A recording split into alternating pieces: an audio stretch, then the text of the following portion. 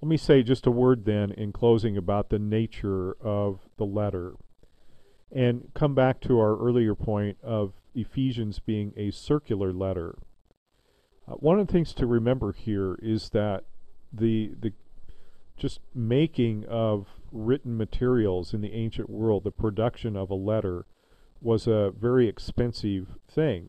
The manuscripts that they would be written on were expensive. To use a scribe to write the letter would have been expensive. They had no copy machines, no ability to scan and send in PDF files. So the single copy that Paul sends would have been valuable, and would have been easier probably to pass it around from house church to house church and maybe from city to city than to make copies of it.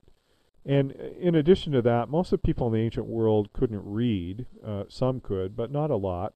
So these letters would be read out loud publicly in the church. So there is a textual issue mentioned in the books that the words "in Ephesus" in chapter 1, verse 1 are missing in some of the oldest and the best manuscripts. This has led many to develop theories about the original intended audience for the letter. And one theory is that it was originally a circular letter, what's sometimes called an encyclical, intended for many churches. And here's one way this theory goes. As mentioned, there is an obvious connection between Ephesians and Colossians, and also between Colossians and Philemon.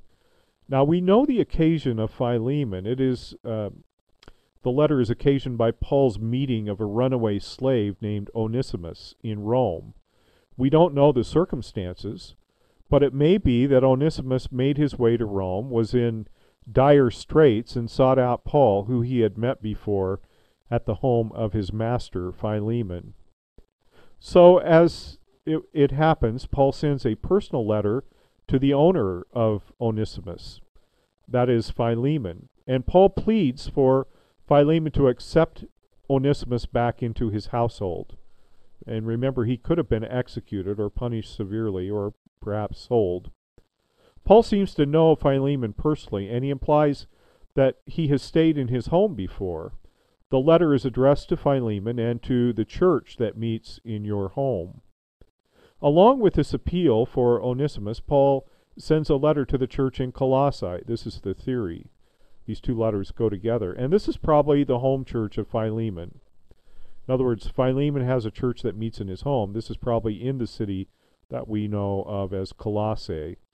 This letter has many things in it, but it does give very specific regulations about the fair and humane treatments of slaves.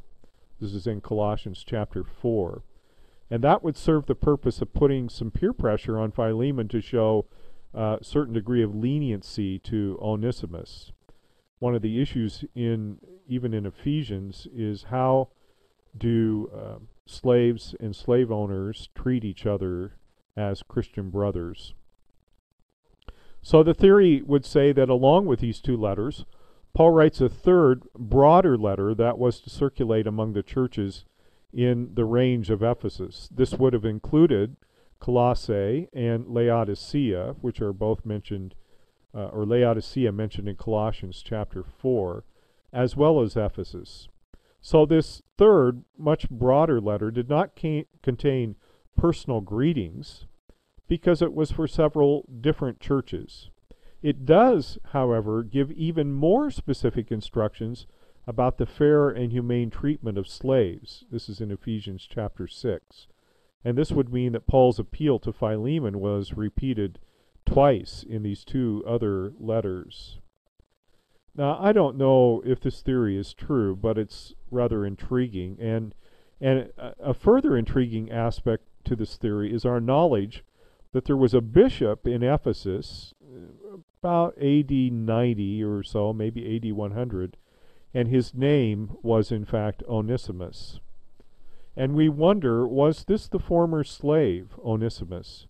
If so, it would help explain why these letters were preserved, especially the little book of Philemon. I mean, one of the questions, why did Philemon ever end up being in the Bible, preserved in the canon?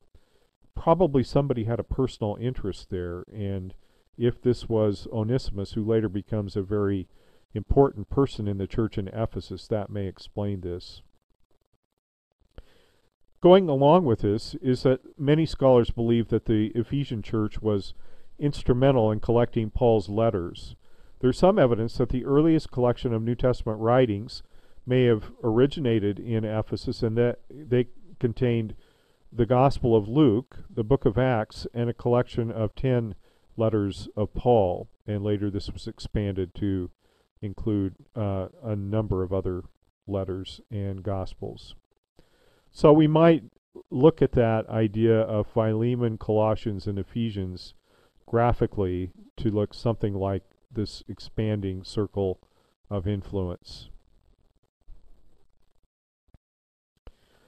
I'm going to, in a future lecture, then talk a little bit about the outline of Ephesians, and in that lecture I'll speak about kind of the argument, the flow of the argument of the book. So that's all for now. Thank you.